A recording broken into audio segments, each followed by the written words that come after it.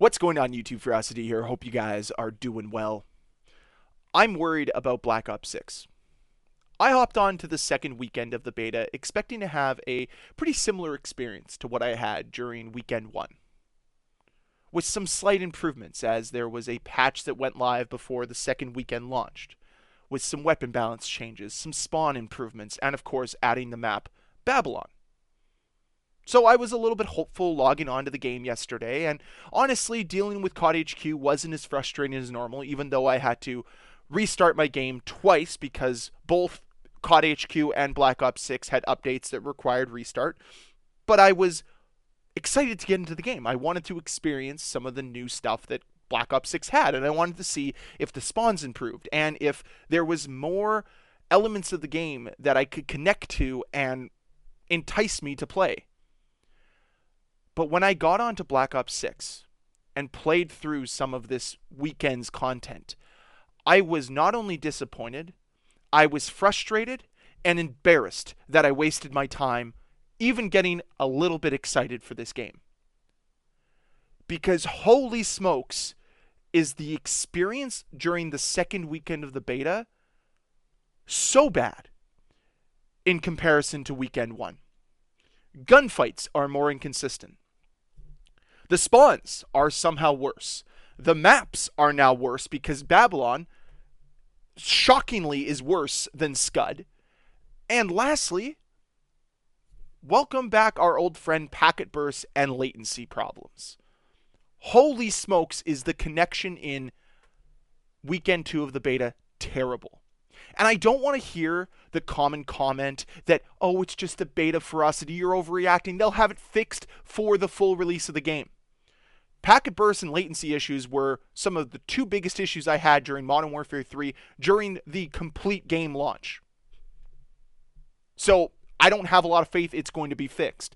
And if you think that Black Ops 6 is some sort of beta, it's not. It's a gameplay demo. It's a playtest. This is a marketing tool more so than it is anything else. It is there to get you to buy the Vault Edition and for you to pre-order the game. It's the only reason why it exists.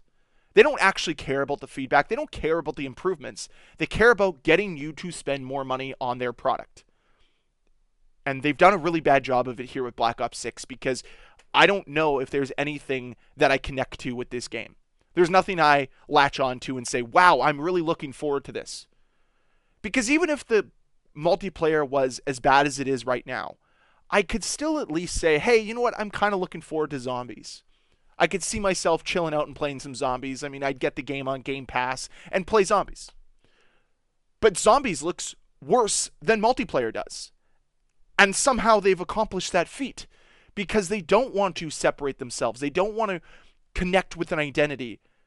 They just want to bring out the most generic and bland content that an AI could think up of. And I know that Blame Truth released a video yesterday talking about how the maps are made by AI. And I'm honestly not going to disagree.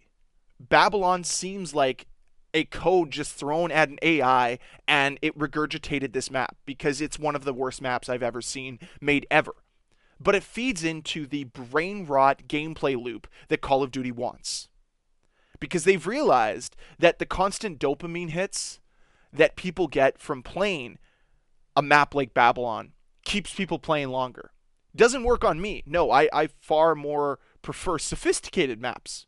You know, the firing ranges, the summits, the ones that have flank routes, that have rewards for understanding the map knowledge and gaining power positions. Something that Call of Duty is just ignorant to now and would far prefer this type of map design. The TikTok of maps. And that's the way I look at Babylon. It's the TikTok of maps. You're never going to have a life that spans over 30 seconds on there. Ever. Because the spawns won't let you do it and the map design won't let you do it, so there's no point in really trying. And it creates a very boring and repetitive gameplay cycle. But I want to dive further into that gameplay cycle in a separate video. Instead, I want to move off of that gameplay cycle and talk more about what I'm worried about with Black Ops 6. Because I don't see major strides being taken between now and the launch of the game. I mean, we're a month and a half away from the game being launched. What you see right now is what you're going to get. Like I said, it's not a beta, it's a playtest or a demo. And what we have right now is a very similar experience to what we had during Modern Warfare 3, during Modern Warfare 2, during Call of Duty Vanguard, which is a game that is unrefined and unpolished, a game that lacks quality control. And it's on full display here in the beta. The amount of packet bursts you get, the latency problems you experience, the fact that the spawns are somehow worse in Weekend 2 than they were in Weekend 1, and the map design. None of this leads to confidence with your game. And what I've brought up are concerns I've had about Call of Duty for years. This isn't just a Black Ops 6 issue. Like, if this was the first time I had experienced packet burst or latency problems, I would say, hey, you know what? They'll get it under control. It's Call of Duty. They've been great before. They have an amazing track record. But that's not the case. Packet burst has been an issue for years, and it goes unresolved. And it's still a problem in Black Ops 6. It tells you right away they don't care. They don't want to fix the problem. They'd rather find new manipulative ways for you to enjoy the game and spend money on it. They don't care if packet burst bothers you. They don't care if the spawns are an issue because it doesn't affect them. They're still making more money than they ever have before, and it's going to lead to a much inferior product.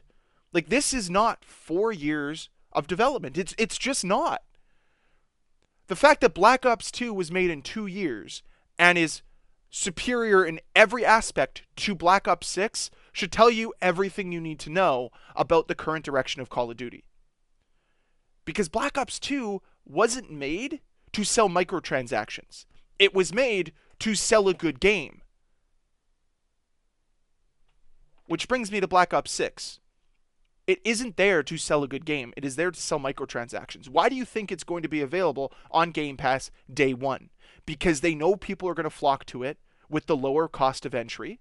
And they're going to end up buying the Battle Pass because they said, wow, I didn't spend $70 on this game, so I'm going to buy the Battle Pass, I'm going to buy a few cosmetics, and before they know it, they've spent $100, $120, $130 in the game because, hey, you know what, I didn't spend the $70. And that is exactly how Call of Duty wants it. They don't want you to be scared away by the large sticker price because other games now have just gone to free to play. They want you to instead try the game out and fall for their manipulative and deceptive practices to spend money on their game. And it just hasn't worked on me. I haven't fallen for it. And I really wish that less people did, because we might have a better game than what we have here with Black Ops 6. Because the same core issues that persisted in MW3, that persisted in MW2, are here again in Black Ops 6. And they've gone unresolved. How you still have the worst spawn systems I've ever seen, and they haven't been improved an iota, beyond me. But I guess it feeds into their chaotic and brain rot gameplay loop that I'm so excited to talk about on my next video. So if you're interested in that, stay tuned to it, because it's going to be a doozy. So if you're not already subscribed, I would encourage you to do so. If you enjoyed this video, I'd ask you to hit that like button. And I'd also ask you to comment down below how you feel currently about the Black Ops 6 beta. Are you worried? Are you excited? Are you hyped? Let me know with a comment down below, because I know that I don't speak for everybody in this community, so I'm always interested to hear the diverse conversations that happen in my comment section. So I really hope you enjoyed this video, and I'll see you next time. Bye.